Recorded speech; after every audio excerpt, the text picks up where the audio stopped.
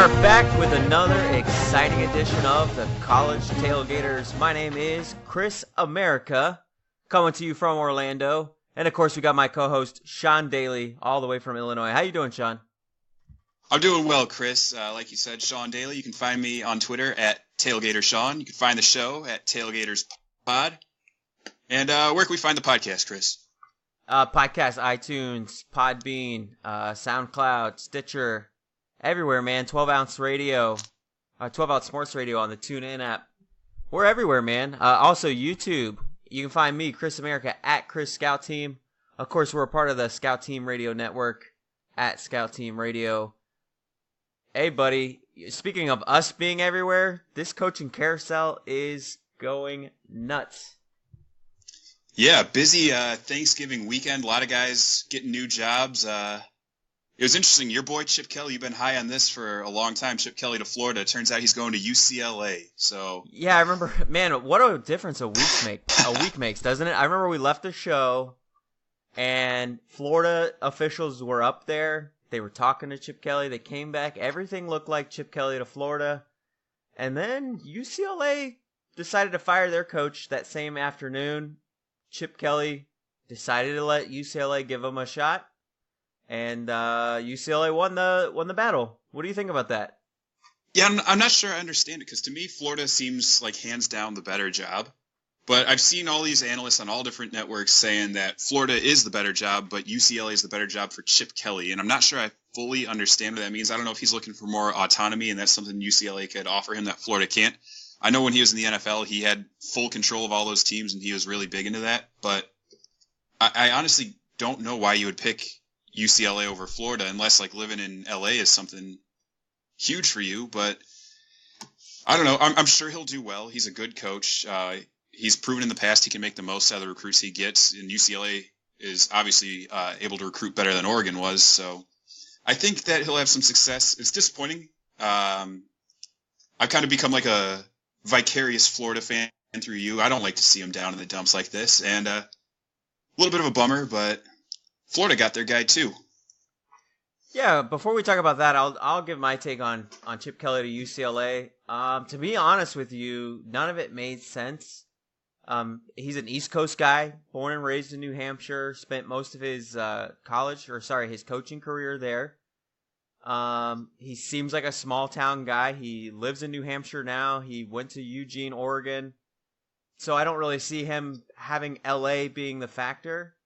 So as I'm trying to make sense of this, I feel like there's better talent in the state of Florida, as proven through the fact that the state of Florida has won more national championships than any other state in the last 40 years.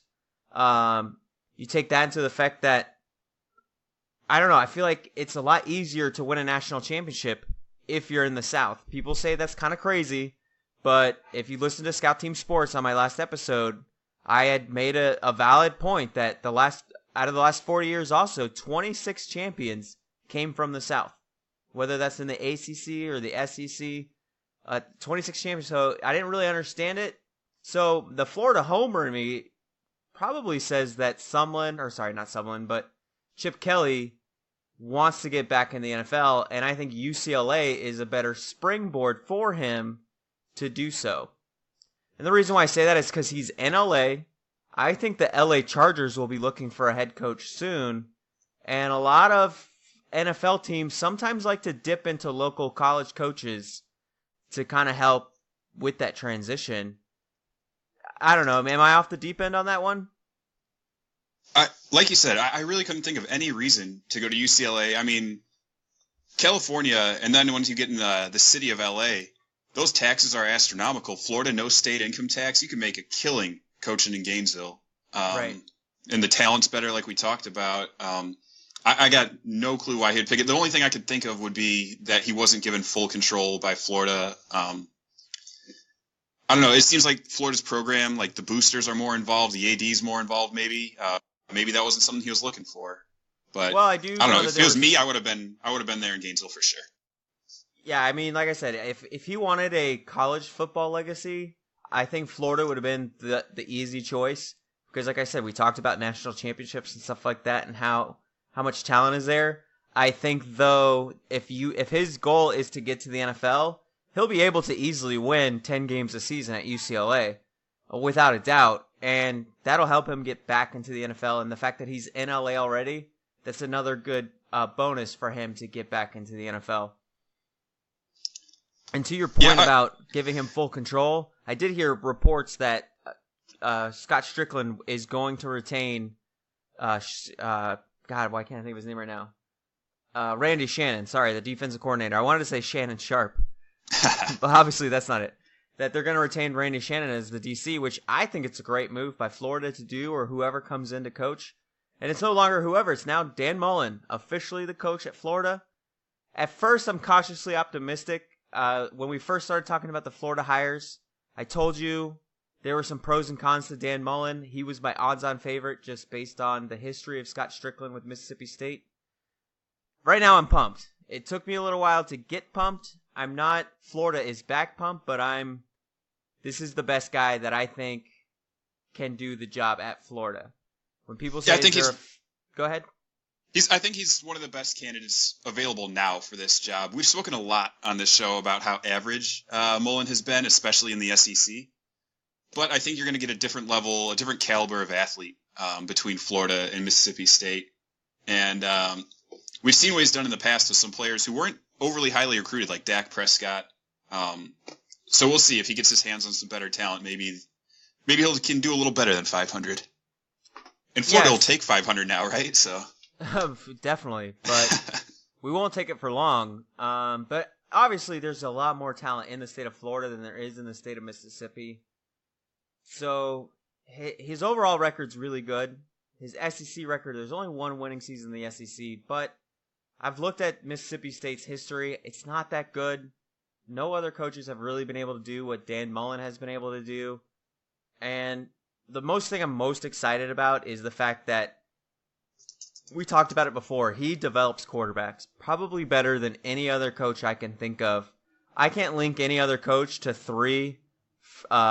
two first-round overall picks and then a quarterback who probably should have been a first-round overall, or not a first-round overall, but a first-round quarterback in Dak Prescott.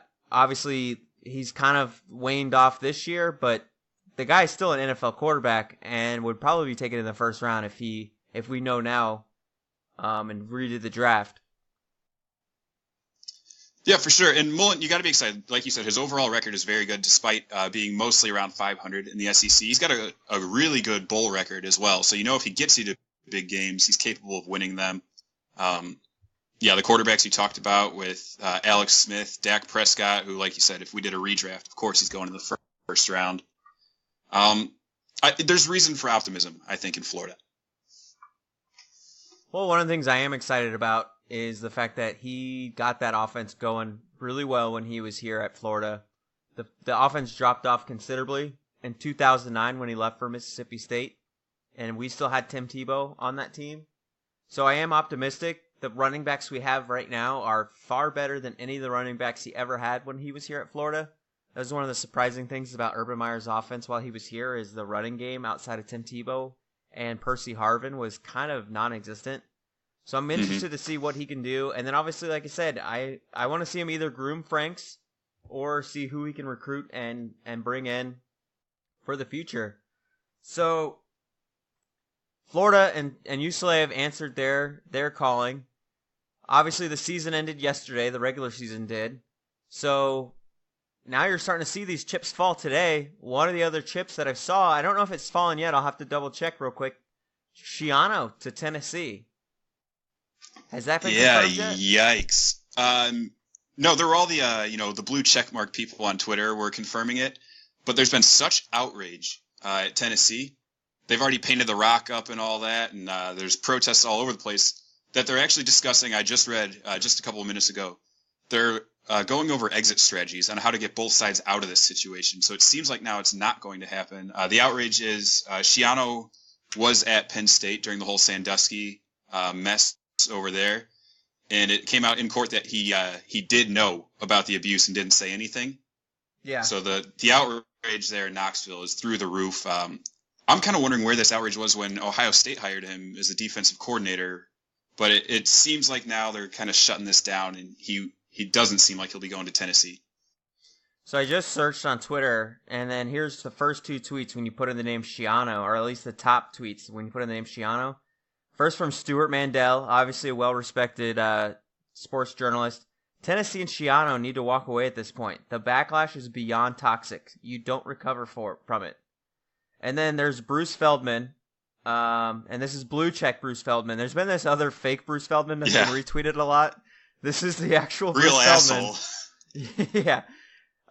Sources, there is some talk going on now between Greg Schiano's reps in Tennessee about an exit strategy of what has become a very volatile situation.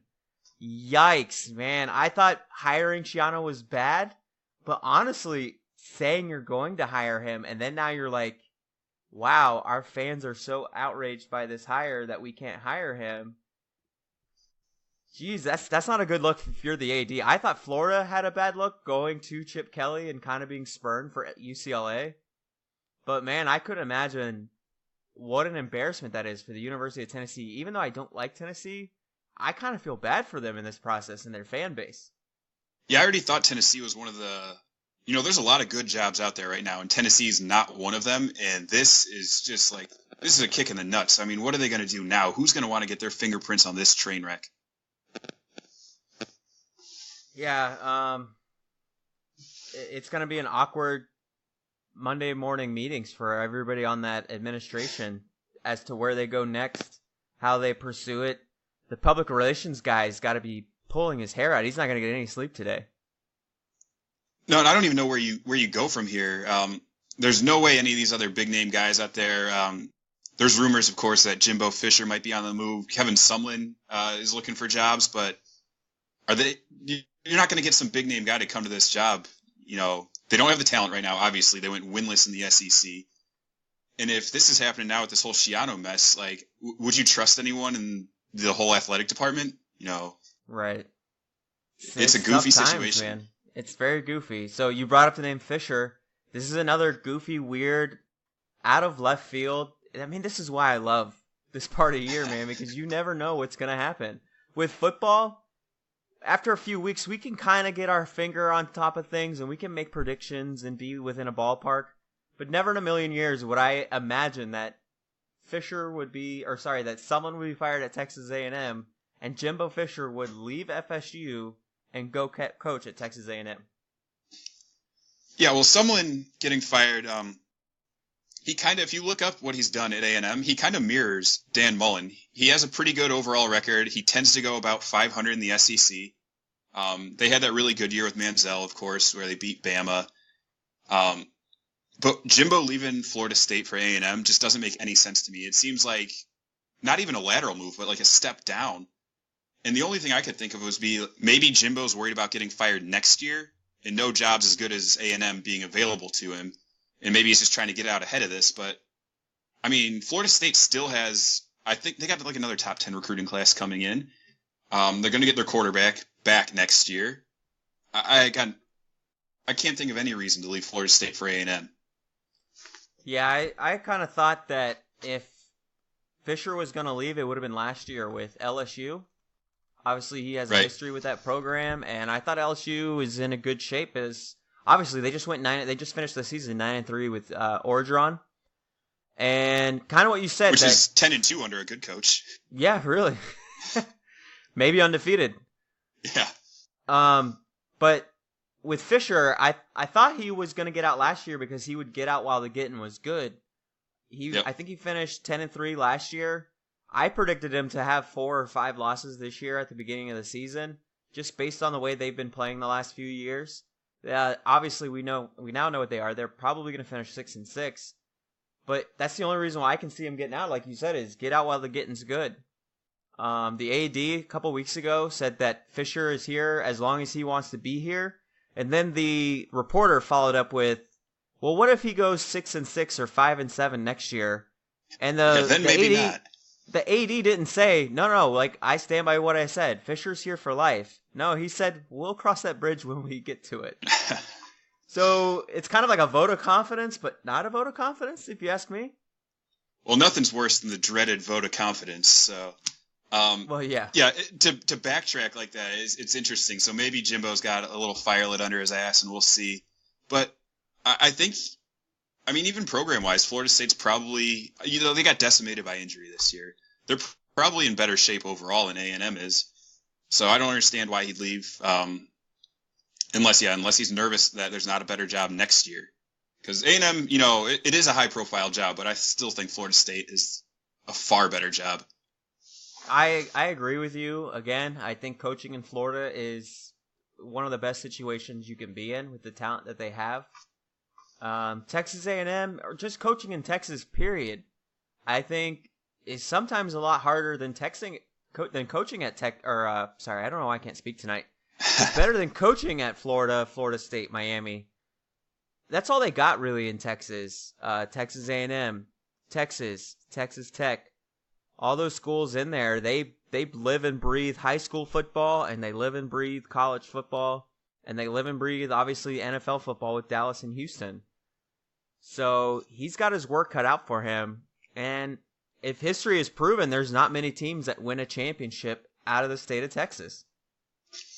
No, and I still think, even though they've had some success recently and the Longhorns have not, I still think everyone's playing second fiddle in that state to the Longhorns. They're always going to be number one in recruiting in the state.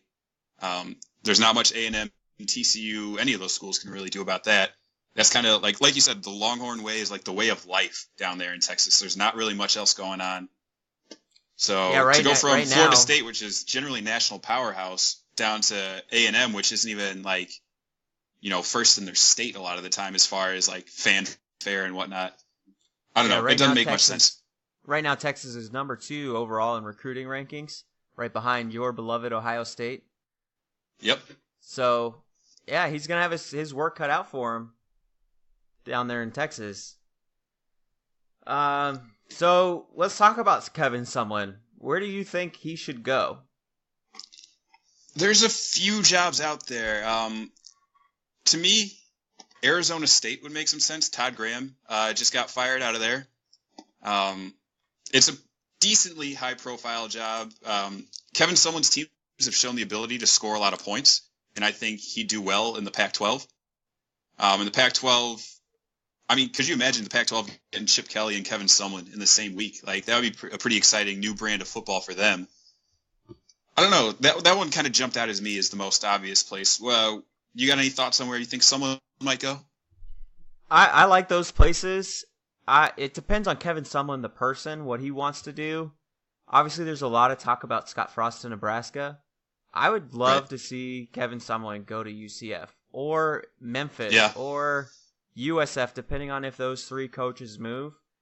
I don't know what these guys think. Some guys, they get fired from a big program that they won a lot of games at, and they get burnt out by that whole pressure of, hey, you need to win, you need to win, you need to win. I think Kevin Sumlin would be a perfect fit at either of those schools that I mentioned. Or if he's not done and he still wants to challenge himself, hey, yeah, like you said, go to an Arizona State. Didn't we say he used to coach or he was from Purdue? Yes. So maybe whenever that Purdue coach gets called up, maybe you can go coach there. I don't know, man. I think he's a really good coach. I think it's really hard to win at Texas A&M, especially like you said, with Texas being the number 1 class there, and everybody in that state basically roots for Texas unless you're from College Station or Lubbock, Texas and stuff. Texas is the belle of the ball in that state.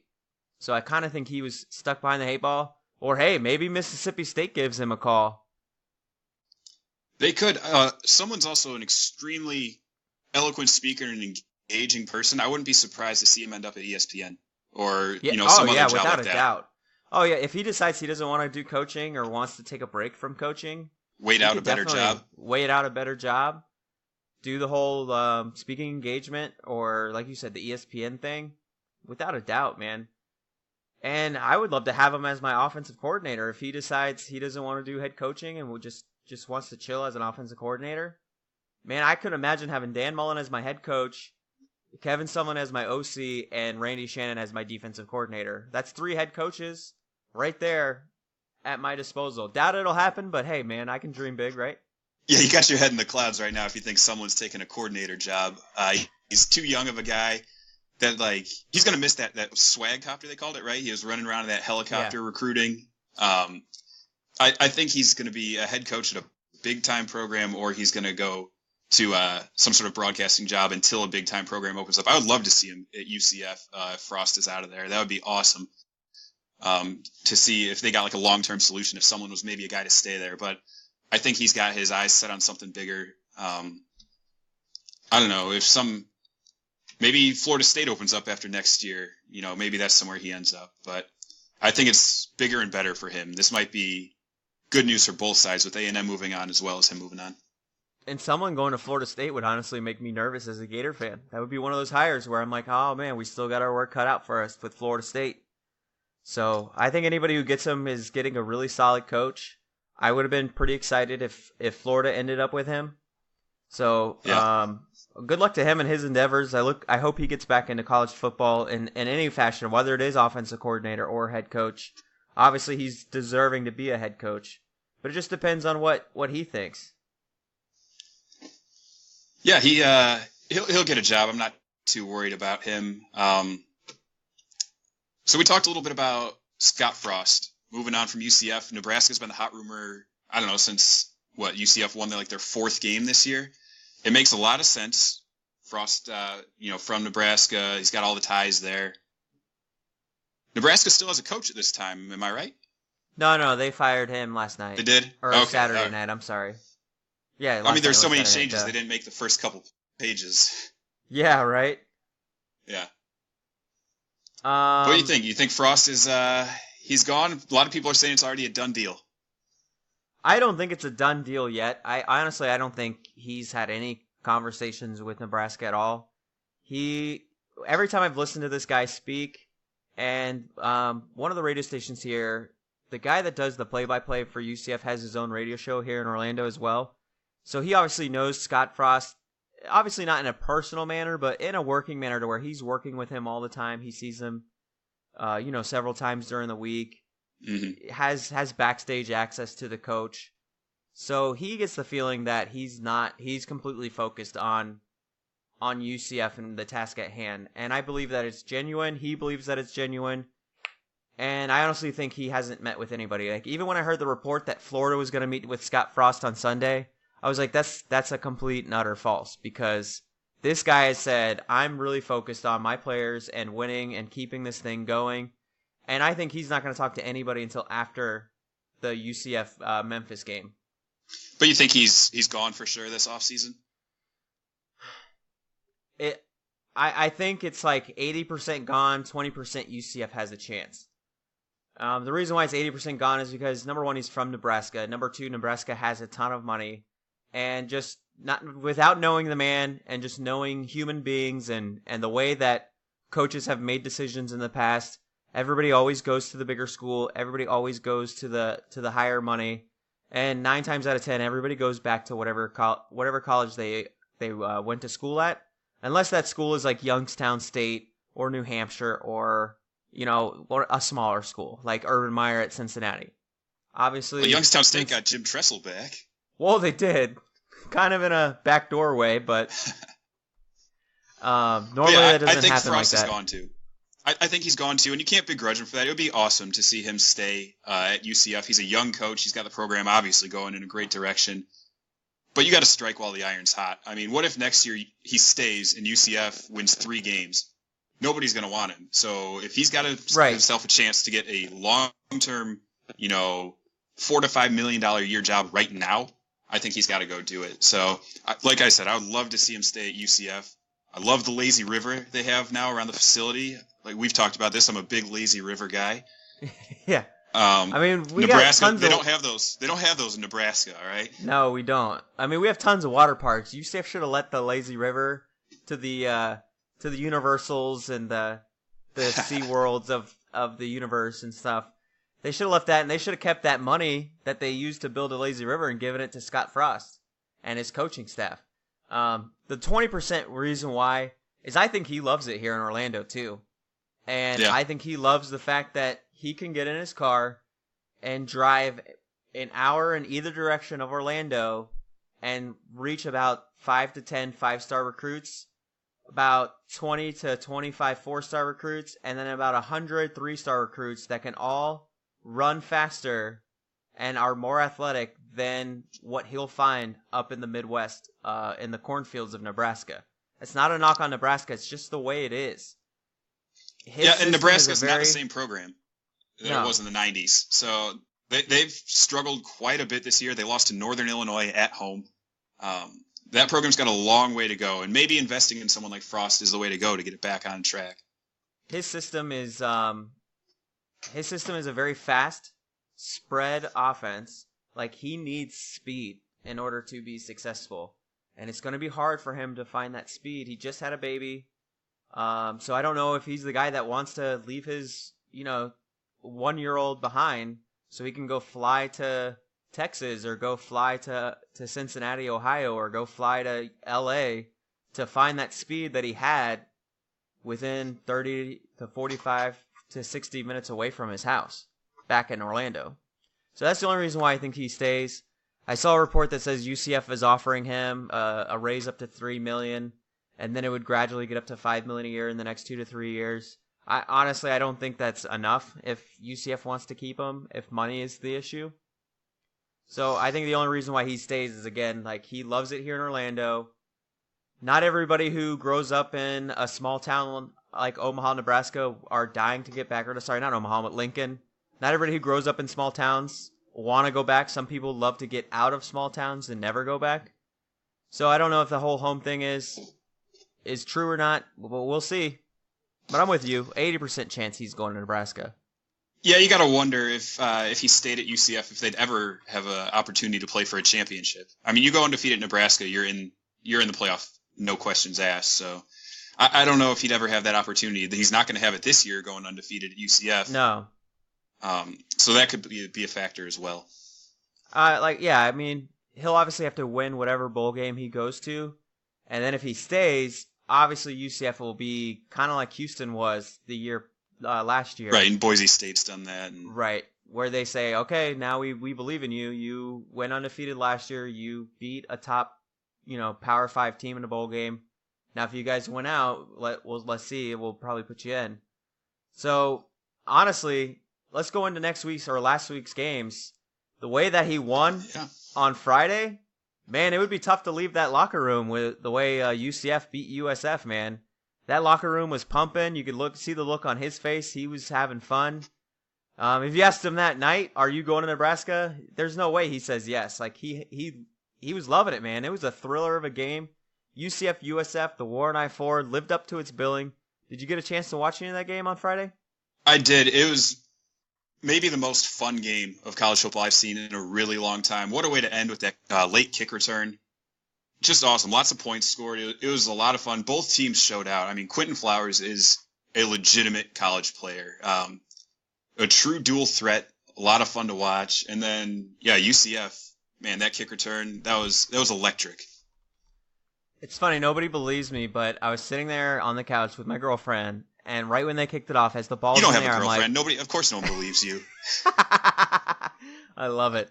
Yeah, so this imaginary girlfriend that I have, I told her as the ball's in the air, I'm like, watch, he's going to return this. And the whole time he's running and cutting through the holes, she's like, shut up. And it was awesome, man. And like you said, Quentin Flowers, wow, like, where has that been all season long? He's kind of had ups and downs, but what a game that guy put in, man. I think he had nearly 600 yards of total offense in that game. Yeah, he was over 600. Just a straight baller, and it stinks that this guy's a senior because I'd love to see him in college football one more year. Yeah, I got the up-close and personal view of him as he destroyed my Illini early on. He's had a very consistent season with his legs this year. He's been their best running threat all year long. I didn't think he had this type of passing performance in him. He threw for over 500, which is incredible. That's been the knock on him most of the year. Little wild with his passing, but yeah, what a game. Like I said, maybe the most fun game of the year. Yeah, and Orlando showed out. They filled up that stadium. It was bouncing. It was rocking. I actually enjoyed the people that ESPN got to cover the game. They sounded like they wanted to be there. They sounded like they were enjoying the atmosphere. A lot of times when ESPN sends guys or accrue down to these smaller tier schools, they seem bored. They seem like they're mad they're not getting the Ohio State Michigans or, the Clemson South Carolinas.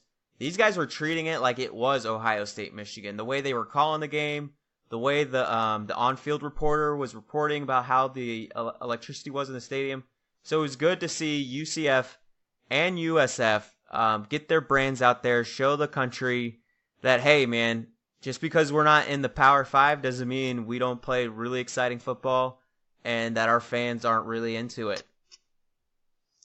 Yeah, it was cool to see. I was a little nervous about how the showing would be for that game. All these schools who played this week, obviously the students are on Thanksgiving break. So you got to rely more on the community than the student body to provide the attendance of these games. And yeah, they had 50,000 people there in Orlando. The atmosphere, it was incredible. So hats off to both of those teams. They're both headed in a great direction right now. Yeah, man. And I really look forward to see who UCF ends up playing in their bowl game. Yeah, I mean, obviously it all depends on how they play against Memphis, and we'll talk about that a little later. Let's get out of the group of 5. Let's go to the Power 5. Let's talk about that noon game between Miami and Pittsburgh. When we made these picks, I honestly didn't think about this. I didn't know that Miami was playing up in Pittsburgh, and I should have known better as a Florida fan, as a fan of Florida sports my whole life. There's something that some people know about, but they don't know it like we do, and that is anytime a team from Florida, whether it's pro or college, goes up north and the weather's below 65 degrees, we struggle, man. I'm not like this. I spent some time up in Maine and Boston, so I like the cold. I enjoy the cold. But most of my Floridian brothers and sisters, once it gets below 70s, man, we're in jackets and jeans and complaining about the cold already. I think that was the biggest reason why Miami came out slow. Yeah, Miami, they didn't turn the ball over a lot. They only had one lost fumble that game. So it wasn't like how Ohio State lost earlier this year, throwing a bunch of picks or something like that. They got outplayed by Pitt, which I was pretty excited to see the Pittsburgh coach at halftime of that game call his shot, saying they were upsetting number 2 yet again. Because if we remember, last year Pitt beat Clemson. So is this the trend of national champions? Is Miami going to go ahead and win the ACC, win the championship? Is this going to be the new label for Pitt, championship killers? Pitt has a knack for it. They were talking about the whole entire game about how Pitt beat West Virginia like a long time ago when they were number 2, and then how they beat Clemson number 2 last year, and now number 2 Miami goes down. And a lot of people are hating on Mark Richt. I've seen a lot of Georgia fans being like, see, I told you, the guy chokes. And it's like, come on. Number 1, get over it. The guys, you fired him. Move on with life. Why you got to be focused on what Richt is doing? Number 2, Miami is 2 years ahead of schedule. They've overperformed all year. I could not have predicted that Miami would be undefeated going into this Pitt game. So to say Miami choked or I told you they weren't that good, man, to me, this just says the nation is on notice. The ACC is on notice. Miami has a top 5 recruiting class coming in. Mark Richt's got this thing going 2 years ahead of schedule. Miami's been a doormat. It's been awful the last decade. And the U is back. So whether or not they win a national title or go to the playoffs this year or win the ACC is kind of moot because right now they've been playing with house money for about 4 or 5 weeks now, haven't they? They have, like you said, they're ahead of schedule. They've way overperformed this year. I heard you guys on Scout Team talking early in the year, and I think you guys were talking maybe 6-7 wins for Miami, and talking how they were easily the 3rd best team in Florida, and they're arguably the best right now. Maybe UCF has something to say about that, but yeah, it's like we've talked about it before. It's good to see Miami playing well. Everybody stumbles. There's only one Power 5 undefeated team left. So, I didn't necessarily expect it against Pitt, who this was only their 5th win of the year. But at some point, most teams lose. Yeah. So we'll see what happens with Miami, but I don't think there's any shame in that loss. I don't think there's any shame in your season. So, hey, even if you go to like an Orange Bowl or a Fiesta Bowl, that's to me, that's a win in Miami's book, and they have a lot to be excited about down there in South Florida. Well, and their season's far from over. A win over Clemson, and they're right back in the playoffs. Yep. So it was rivalry week. Ole Miss beats out Mississippi State. Did you see that disgusting injury on their quarterback for Mississippi State? Yeah, that was a bummer, and a lot of people are saying that's why they lost that game, but I don't think that is the case at all. I mean, that quarterback, he doesn't play defense, and their defense got run over. Ole Miss was, running the ball down their throat the entire game. That game was not nearly as close as what the scoreboard says. No, it wasn't. Mississippi State, with 2 touchdowns in the last 4 minutes, that meant nothing. Yeah, those were, again, that's one of those games where I'm excited about Dan Mullen, but then I look at games like this, and I'm like, it's hard to ignore that. It's hard to not see that. But I guess I'll just continue to put my head in the sand and be like, it's just Mississippi talent. It's just Mississippi State talent. That's right. They'll do better with better talent. But kudos to Ole Miss, man. We talked about it a lot throughout the season. Obviously, we all know their coach got fired in July. And I don't think they'll retain that interim coach, but what a job that guy's done. And maybe UCF or Memphis should look at him to be their next head coach if their guy leaves. There's a lot of choices out there for all these smaller schools that are getting picked off by these bigger schools out there. And I don't know what the guy's name is, but if Ole Miss decides to move on for him, that guy can go around to a lot of these smaller schools or even these smaller Power 5 schools that are looking for coaches and say, hey, you saw what I did in the situation I was put in, and I did pretty darn good. Yeah, I definitely agree. I mean, that's how Coach O got a big-time job, and he didn't even have to deal with the scandal and distractions that they're dealing with over at Ole Miss. So to manage that sort of situation and then even still get a couple, wins along the way, pretty impressive. And winning your rivalry game always helps, especially in a down year. And then we'll talk about Florida got pummeled by Florida State. Nobody cares. Moving on. No, I'm just kidding, man. That was an ugly game. I mean, good kudos to FSU. They've won their 5th year in a row. I don't know. I'm just glad the season's over, man. If I'm honest with you. Poor Franks. That was a tough game to watch. Franks, I think, had 3 or 4 turnovers.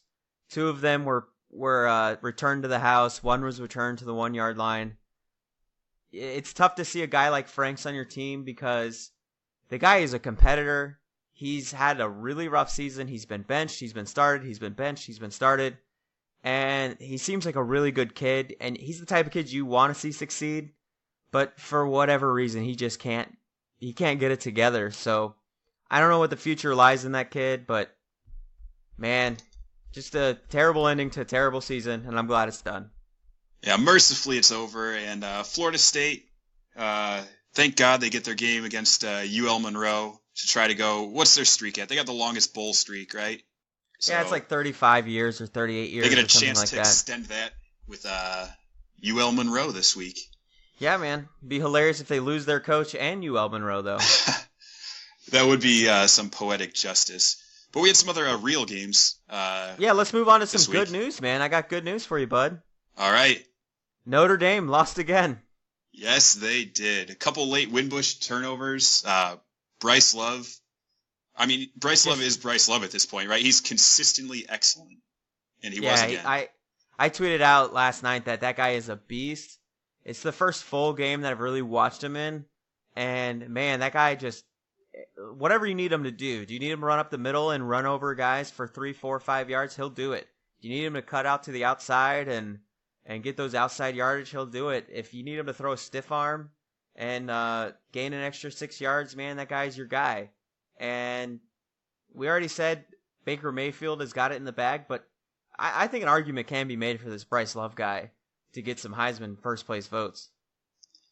Yeah, I think Love is probably going to finish second.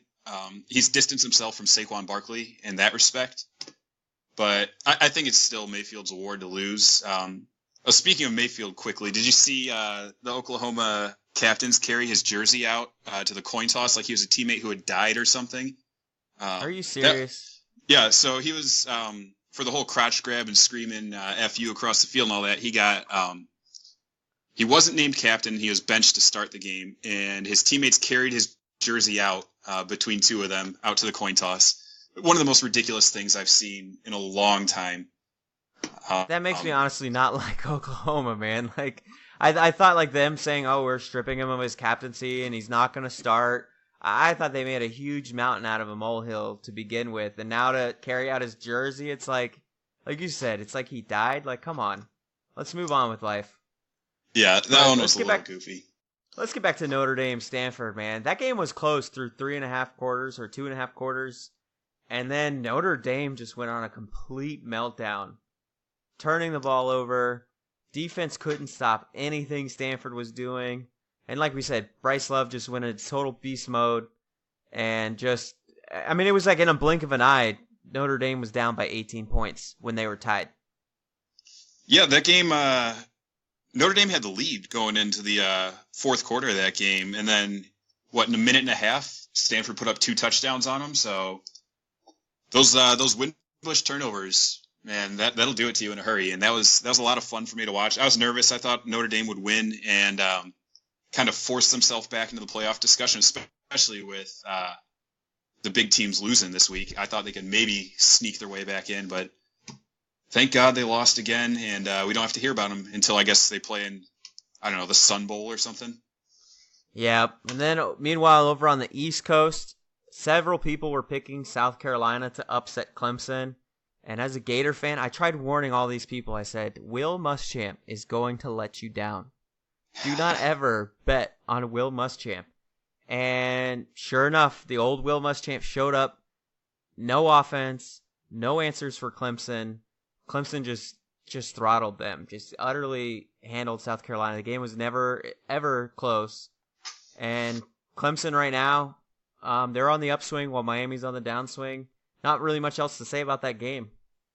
No, they dominated every facet of the game, and it was scary because Clemson to me right now is the scariest team in the country. Kelly Bryant had a big game. He's kind of been a little inconsistent, at least as far as yardage goes. He had about 275 passing yards this game against pretty good competition. Muschamp's defense has been solid all year long, and if they're dominating like decent teams at this time of the year, yeah, like you said, they're trending up. I would not want to be the team facing them going forward. Yeah, and Dabo, man, if Clemson goes for a third year in a row to the national title game, what an accomplishment. And if he wins it 2 years in a row, it's hard to argue that he's not up there with Nick Saban and Urban Meyer right now today. Not all time, but just who is the best coach today. Yeah. And it'd be tough to argue that Dabo Swinney's not the best coach right now if he's able to do that. We'll see what happens. He's 3 wins away from doing that, though, right? He is, and I'm not a huge Dabo fan, but man, the guy can coach. And I thought they'd have a down year with Deshaun Watson not being there anymore, and they kind of just kept trucking along, next man up, and they are. They might be the favorites at this point. On the Scout Team Sports show, we did our own top fives. I went back and forth about whether or not I wanted to put Clemson in my top 5. And I even saw a stat back then that whatever Clemson is ranked in the preseason, they've never finished lower than that. They've either finished right at whatever they were preseason ranked or higher. And I should have listened to that stat. I like trends. I should have listened to the trend and should have put them in my top 5. Because as it looks right now, unless they have a complete meltdown, they were preseason number 6. They're probably going to finish out ranked in the top 5. Yeah, which is, again, amazing. Yeah, and shout out to you. You had earlier this year when we were arguing like 4 or 5 weeks into the season, and you were arguing hard for Clemson number 1 over Bama, and you may have been onto something this whole time. I hope so, man. We'll see how it plays out. And I've also been saying this whole time that Bama is not the same Bama that we all know and love. There were weaknesses. There was something off about Bama. Obviously, they're still rolling. They were still winning games. So I kind of sounded like an idiot. I kind of sounded like a hater saying, no, Bama's off. And I even predicted, I don't know if I predicted it on here, but I definitely said on Scout Team Sports that Auburn was going to win that game. And Auburn dominated Alabama last night. I mean, just utterly dominated them. The game was close, but Not for long. Not for long, man. Like, Bama went up 14-10, and then it was all Auburn after that. Yeah, even when Bama was up, it didn't feel like a safe lead at all for them. You still felt like Auburn was winning the game, regardless of what the scoreboard said. But yeah, all phases of that game were dominated by Auburn. I mean, Alabama couldn't get it rolling. Jalen Hurts was their leading rusher, which is you're not going to win a whole lot of games if your quarterback's your leading rusher, especially when you got big time running backs like Bama does. Yeah, I didn't give Auburn a whole lot of credit earlier in this year, but I mean, now that LSU loss they have doesn't look that bad. LSU's won a bunch of games. We talked their 9 wins this year. So Auburn is they played their way back in, and I think they're in the playoff with a win. Yeah, you said this a lot about Ohio State when they were one loss. You talked about how they're a different team now.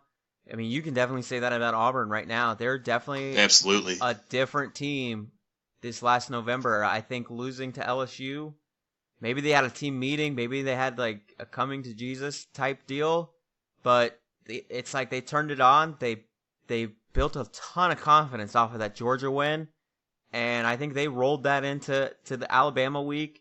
And we'll see. It's really tough to beat a team twice, so it kind of stinks for them that they got to play Georgia again, and that they're gonna, if they lose to Georgia, they tie the season series at 1-1. It kind of sucks when you're the first team to win, because that means the second team to win gets to be the champion. Yeah, it's tough, and like you said, beating a team twice is never an easy thing to do. Georgia, they've kind of gotten back on track after that loss. They rolled over Georgia Tech, which is not an easy thing to do.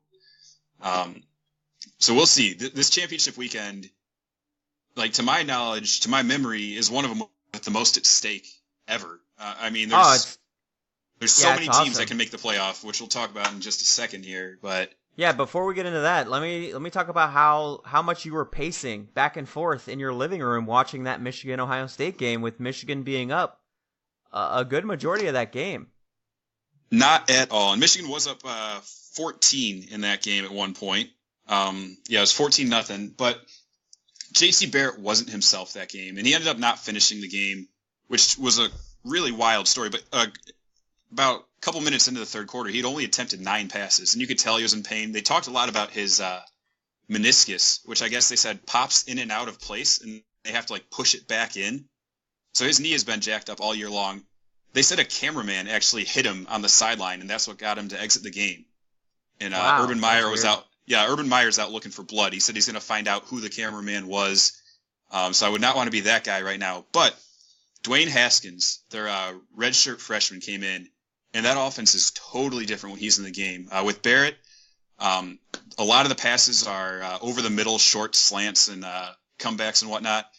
Haskins is more of a thrower, and they were spreading the ball around, and they put up points in a hurry. And then all it took was one turnover from O'Korn, who's been inconsistent the entire year, and Ohio State ran away with that game in the second half. Yeah, I was unable to listen or pay attention to the game because I was listening to Florida take their beat down. But obviously I saw the highlights. I saw people talk about it and everything. Man, Michigan, they had it. It seems like the last couple of years they had Michigan right where they wanted them, and Ohio State just found a way to just dupe them again. And you gotta feel for Michigan fans, man. Like, I can't imagine being that owned by my rival. I know Florida State's beat us 5 years in a row, but isn't it like they've only won twice? Michigan's only won twice since 2000? Something crazy like that? It's something. I know Urban Meyer improved to 6-0 against Michigan with that win. And Tressel had a great record against them. Yeah, so on the flip side of that is Harbaugh is now 0-3 against their biggest rival, which is going to be something that needs to change for him moving forwards. Yeah, he's going to have to recircle, and just make that his main priority next season for sure. So let's move into conference title weekend, man. We talked about UCF Memphis. We won't go too much into it. I think these are some of the 2 hottest teams in the group of 5s. I think any Power 5 team that gets either of these teams in a bowl game will not want any part of it. I think obviously I'm going to go with my homer pick. I'm going to go with UCF to roll. They rolled them earlier this year. I don't expect Memphis to come in and lay down like they did last time. I expect a game a lot like the UCF-USF game. I look forward to the UCF Stadium to be to be jumping again, to be electric. I look forward to a really exciting American Conference title game, man. Yeah, like you said there, UCF beat Memphis by almost 30 last time they played. But Memphis, in their last couple of games, you just go back by how many points they've scored. They scored 70 this week, 66 the week before, 41, 56, 42, and then 30 against a ranked Navy team, 70. So this is a team that is scoring a ton of points. I'm hoping it's just as fun as the War on I-4, and I'm hoping for another, 49-42 type game. Yeah, and like I said, no team in the Power 5, whether you're Georgia, Miami, Penn State, none of these teams want to draw UCF or Memphis on their bowl game schedule because I think they'll lose. Memphis and UCF both have a history of beating Power 5 teams. Memphis beat UCLA earlier this year. They've beaten Ole Miss several times. They have a winning record against Auburn. I know even going way back to the 90s, they beat Peyton Manning when Peyton Manning came to town. UCF's beaten Alabama. They've beaten Baylor. They've beaten Georgia. When these teams are good, man, they are good. Yeah, so, I mean, UCF, they beat Louisville a couple years ago. I would, like you said, I would not want to face either one of these teams right now. They have some of the most potent offenses in the country, and that plays well against anybody, regardless of who you're going against. Right, and they're a lot different than Western Michigan when they went undefeated, because I do think the American is right there on the cusp of being a power conference, especially when you probably pretty close to the Pac-12. Yeah, and the lower half of the SEC, the Big 12, and the SEC, Big 12, and Big 10. The lower half, the upper half is definitely worlds away from being better than those teams.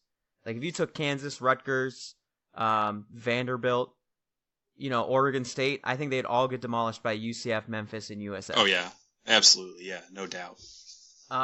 Let's go to the Big 12. Oklahoma, TCU. TCU has a chance to spoil Oklahoma's playoff hopes. They do, and that's about all they're playing for. I know TCU's a 2-loss team, but I don't think with a conference championship they could get in as a 2-loss team. There are some other teams I think can with 2, but TCU's not one of them. Oklahoma, obviously, at this point controls their own destiny, winning they're in.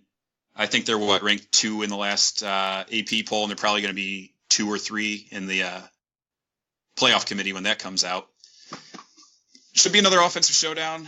Baker Mayfield under the bright lights again. He's shown up every time this year, so I kind of expect the same thing, and I expect Oklahoma to win this game. Yeah, I expect Oklahoma to win as well. I was excited to see that TCU locked up Patterson. We didn't even talk about him in the coaching carousel, and that's because TCU, hey, they did what UCF and Memphis need to do. They locked up their coach. And I think they extended him through 2025 or something crazy like that. So good for TCU on that, and hopefully he can continue to build that program. Let's talk about Miami Clemson. This is another win and you're in type scenario for both of these teams. I think Clemson will probably come out the winner in this one. We talked about Miami being ahead of schedule, and Clemson is 5 years ahead of where Miami is today. Clemson was once that Miami team, that building team, that team that you knew was on the rise, that team you were kind of excited to see where they're going to be. And I just don't see Miami being able to overcome this Clemson hurdle. So I got Clemson winning, but I think it'll be an exciting game. I agree with Clemson winning. I don't think there's a defense in the country that's as talented and playing as well as the Clemson defense. So when you combine those two together, I think they're one of the hardest teams in the country to play right now. I expect them to win pretty easily over Miami, like double digits for sure. Yeah, Brent Venables, man, he's another one of those names that you could see pop up for one of these hires at some of these bigger schools, and I would say it would be a good hire, but he's got that Clemson defense just humming right now. It is definitely better than it was last year, which is scary to think about because I thought it was a pretty solid defense. And, man, look out for Clemson in the playoffs, guys. Like we said, they're not a team you want to draw in the first round, and they're definitely not a team you want to see across from you in the national championship. Yeah, a lot of playoff experienced players on that roster. They know what they're doing come this time of season. They might be Yeah. my favorite, I think, to win it right now. Yeah, still, like we said, still a lot of football left to be Oh, played, yeah. even though we only got 3 games left until we crown a national champion. So you talked about 2 lost teams that have a chance to get in. We already said it last week. We pretty much said it after they beat Georgia, man. Auburn has a chance to get into the playoff. I think this is, again, for Georgia or Auburn, winning you're in. Yeah, I agree. I think the SEC champs in regardless of who it is. There are a lot of implications in this game, though, beyond who wins. I think the score is going to be very important because Alabama's still sitting there with an outside chance of getting into this playoff. But if Georgia wins and they beat Auburn handily, Alabama, there's no shot they get in. So there's a lot at stake in all of these games. Well, let's talk about it. Let's talk about your Ohio State Buckeyes against my Wisconsin Badgers. They're both mine. No, you disown Wisconsin, my friend. I've been trying to tell you to get on the Wisconsin bandwagon for weeks. Do not try to claim them now, sir. I told you, last week or 2 weeks ago that I was fully in on Wisconsin. I'm just not as in as I am on Ohio State. I think Ohio State is still the better team. Now, granted, Hornibrook did play one of his better games this past week, and now is the time to be trending up like he is. Ohio State's opening this game, I think, at about 6.5-point favorites, and that might be generous. I think Wisconsin is a very, very solid team. And if they were to win, they're obviously in the playoff if they win. I think Wisconsin in the playoff would play whoever they play very tough. It would probably be they get in. They're probably going to be 3 right now, so they'd play Oklahoma maybe. They'd probably play Oklahoma very tough. And it would be a close game and they'd lose. I'd rather see a team like Ohio State, who maybe would get blown out like they did against Iowa, like they did against Oklahoma even earlier this year. But I think Ohio State has a better chance to win one of these games. I think Ohio State's going to beat Wisconsin. Again, I think it's going to be a double-digit game. I think with against Oklahoma, I think Wisconsin has the chance to take the air out of the ball for Oklahoma. Obviously, Oklahoma is one of those fast-paced, let's get our offense on the field and just throw the ball around. Where Wisconsin is really good. We've talked about it all year long about just that slow, methodical, let's pound the ball, let's beat up that defense for 4 straight quarters, and let's play ball control. And it would be interesting to see that matchup between Oklahoma and Wisconsin. But what if Mayfield goes out and scores his first drive, and then Wisconsin punts and Mayfield scores again? That game's over 4 minutes in. It's possible. It's very possible, but it's also possible that, JT Barrett throws 3 interceptions and it's over before the game began. You know what I mean? So, yep, we've already seen that story before, and obviously things are different now, but we'll see. Like you said, this is probably the most anticipated conference title game weekend that we've had in a very long time.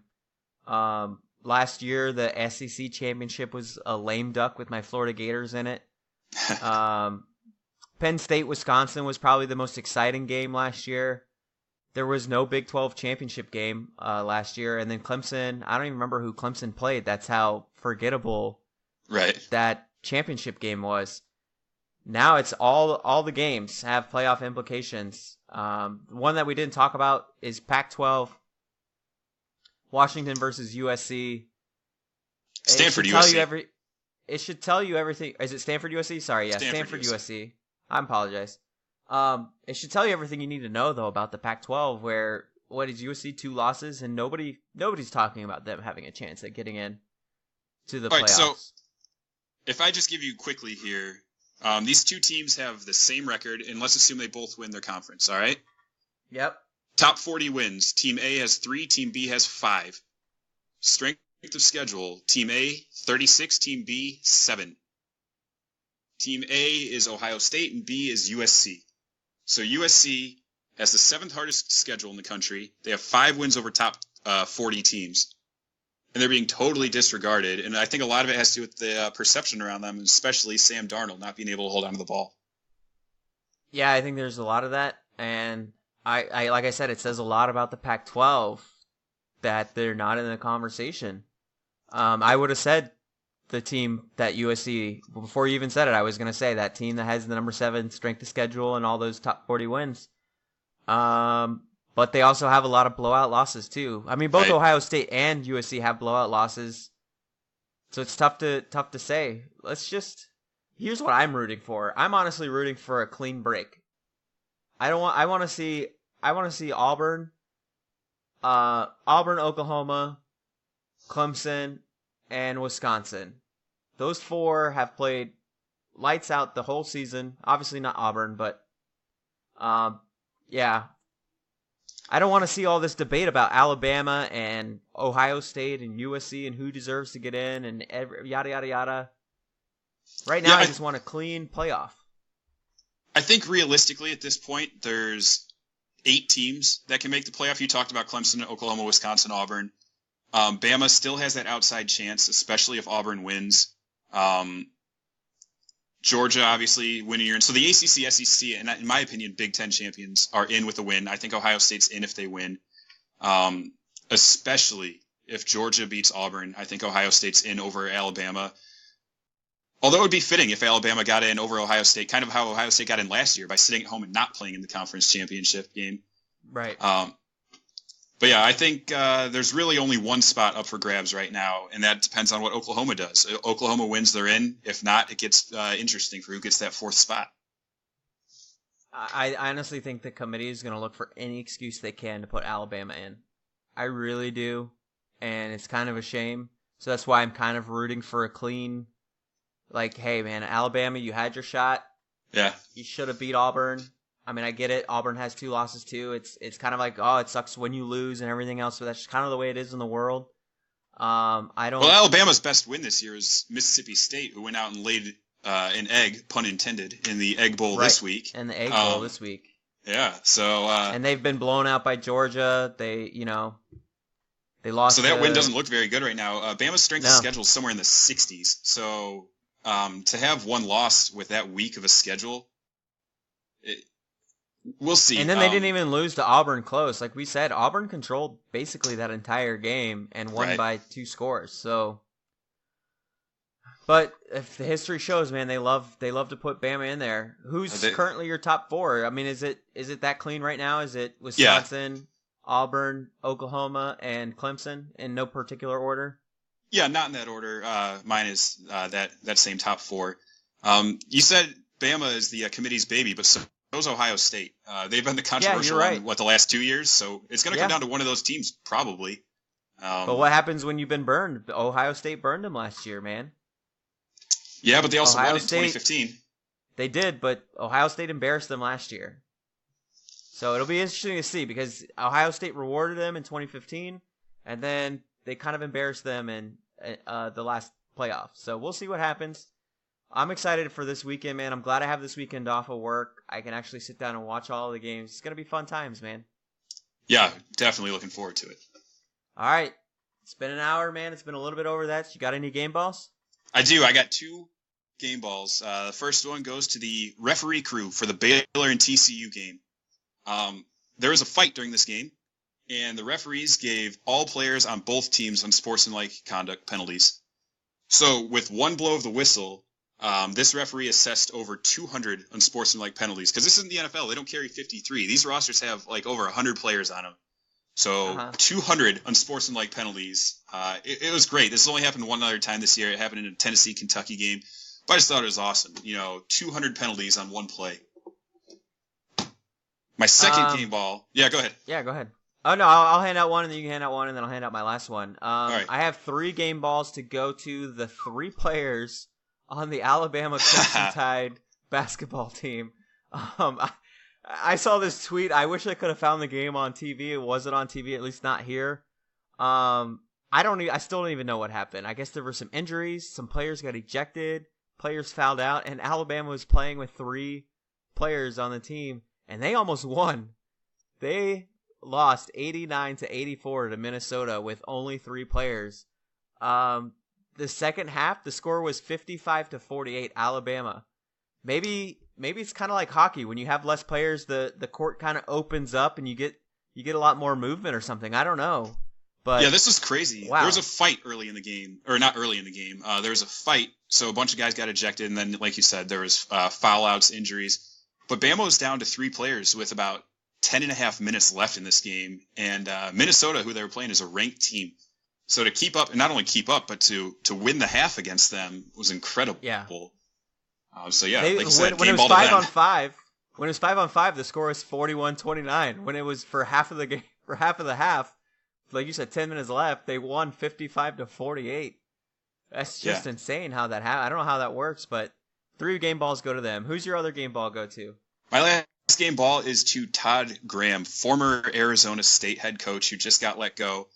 I don't know what idiot was who signed his contract there at Arizona State, but he has a $12.3 million buyout that cannot be offset by any future job. That is his money regardless of what happens.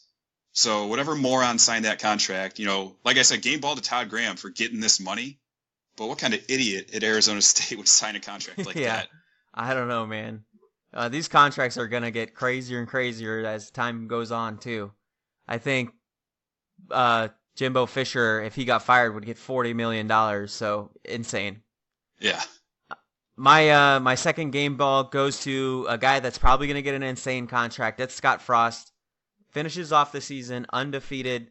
It is the first time in FBS history that a team was winless and then within 2 years went undefeated. I've been telling you guys all year long who don't watch UCF, who don't live in the Orlando area, who UCF is just kind of in your peripheral vision right now because they're a hot team. UCF was a complete dumpster fire 2 years ago. It was painful to listen to. I told you that Orlando radio host does the play-by-play for UCF. It's like he was so depressed that whole entire year about how hard it was to call those games. I can't imagine calling a team losing game in and game out to have nothing to be excited for. And Scott Frost has just completely turned it around. Whether he stays at UCF, whether he goes to Nebraska, or I don't know, let's just say he chooses to go somewhere else. You're getting a hell of a coach.